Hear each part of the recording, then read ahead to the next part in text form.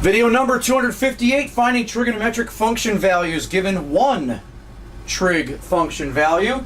In this video we're going to go through just one problem, but you will see how to do all the types given this one situation. So we're given secant theta equals 7 over 2, and we are also told that tangent theta is negative. Okay, so that means if we have one trig function ratio, we can find the other 5, and that's what we're going to do here. We're going to find the other 5 trig function ratios.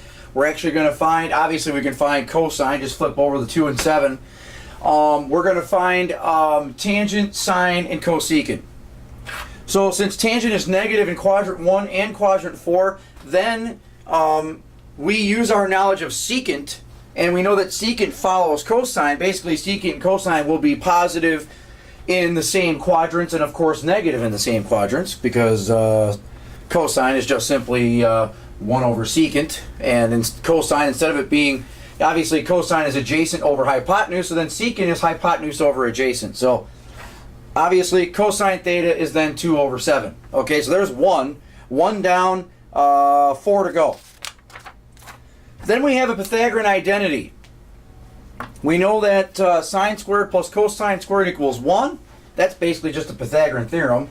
A squared plus b squared equals c squared, with the unit circle having a ratio of 1. A radius of 1. So now I know this is in a previous video, but just quickly, if you divide all 3 of these by sine squared, you'll get 2 other Pythagorean identities. Now the reason these are also called Pythagorean identities is simply because we arrive at them by starting with the Pythagorean theorem. So if you divide all 3 of these terms by sine squared, you'll get all of this. If you divide all 3 of these by cosine squared, you'll get this. So therefore we can use these 2 to help us, which is really neat because we know what secant is. Now we're going to attempt to get tangent. So then we have well, at least we're going to pick something that we can use. So we know that secant is 7 over 2, so therefore we can throw 7 over 2 in here, and that's exactly what we're going to do in the next slide here. So since we have secant, we will use tangent squared plus 1 equals secant squared. Plug in the 7 over 2, 49 over 4. Actually, I'm going like this, so I'm going here, then here, then here, then here. So square, then multiply everything by 4, all right, to get rid of the fraction. 4 tan squared plus 4 equals 49. Subtract 4, 45. Divide by 4, square root of both sides. And I threw a negative in there because we know that tangent's negative in this problem. It would have been plus or minus, I would have put here, but we're putting minus just simply because of this specific question is telling us that tangent is less than 0.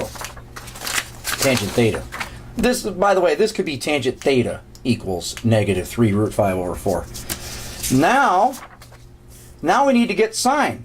Okay, so we have tangent, we have cosine, and since we have cosine, we also know, of course, we were given secant, so we know cosine. We just found tangent. Obviously, we can do cotangent. Now, I didn't do cotangent officially, but it would be pretty straightforward. All we would have to do is flip over the tangent, and then, of course, rationalize the denominator. I didn't do that one here, but anyhow, you can just go ahead and do that.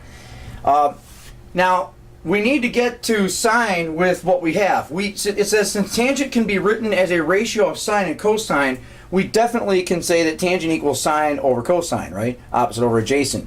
Then, if you multiply both sides by cosine, we can say that sine equals tangent times cosine. So therefore, we throw the tangent in there, and of course, minus sine. And then of course we have cosine's 2 over 7, so therefore we have negative 3 root 5 over 14. So we have sine theta. So we have secant, cosine, tangent, cotangent, and then now we have sine, and of course we can get cosecant by flipping over the fraction, because we know that cosecant and sine are reciprocal functions. We'll throw the negative in here somewhere. There it is. So you just multiply everything by root 5 over root 5. That's a value of 1, which is why it works. And there you have it. We have finding the other 5 trig function values given just 1, and using a couple Pythagorean trig identities. So we will see you in the next one.